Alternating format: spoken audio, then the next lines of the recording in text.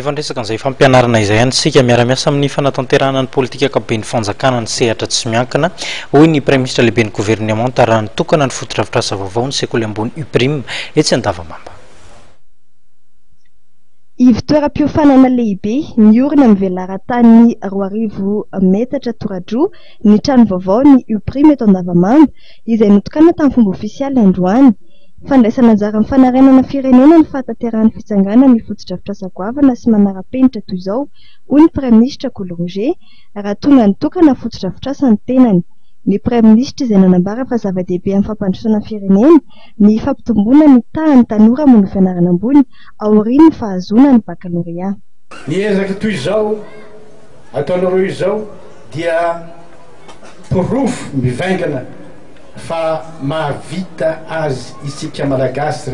rehefa manana vina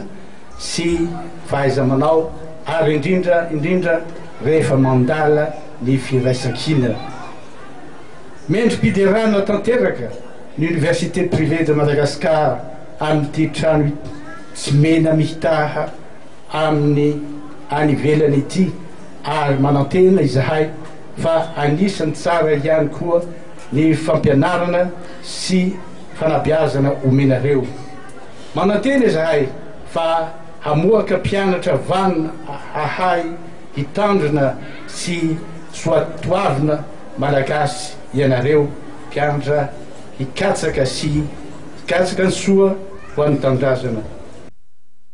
Tsy misy fiakaram-bidy kosa ny saran'ny fampianarana ho ny filota le général ny UPRIM. Taklasy ohatran'io ohatran'le seza vitanareo zay zany dia fofivana zay dia matona natsangana zany ny complexe dia aza mieritreritra hoe hiakatra io saram-pianarana io vo mainkera iena satria zay fa tsy mandofa trano tsony zay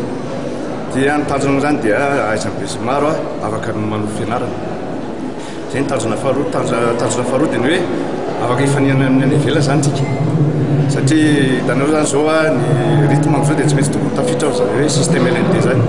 tsika eto Madagasikara efa taraky be zany mbola variana foana habilitation mbola andalo ny accréditation efa ny tena tatra dia LMD zany mba ahafana mifanihana amin'ny any ivelany dia ny zavatra ny azy zany tiako dia matsiry atsika ny any ivelany zany tsy nanaovako exceptionnel le dizaine le infrastructure zany mba hanaitra ny olona any ivelany zany hoe eny Madagasikara ny rehefa mba miova zany ny nandafy fampianarana io na ny toerana ianarana io dia miakatra automatique koa ny volankizy ao anatin'ny sehatry satria misongana kosena ka tsara fitaovana ampiasaina tsara ny trano ianarana ao tsara mandranitra rehetrarehetra dia zay nitanjona zany ny voarantsika rehetrarehetra. Manomboka amin'ny fidiran'ny mpianatra amin'ny 20 Desambra ho avy izao dia eto amin'ity fotodrafitrasa ity avokoa no raisin'ireo mpianatra miparitaka amin'ireo annexe maromaro eto Antananarivo. Ankoatra ny efitra fianarana misy 20 sy efitra fianarana lehibe misy 2 dia ahitana efitrano lehibe mahazaka olona 300 ny complexe universitaire UPRIM. Manara-penitra avokoa ny fitaovana ampiasaina ao anatin'ity ivy-toeram-piofanana ity, indrindra fa ny ao amin'ny efitrano fianarana informatique izay misy connexion internet, ao ihany koa ny tranom-boky ary ny salle de pratique ho an'ny paramètre.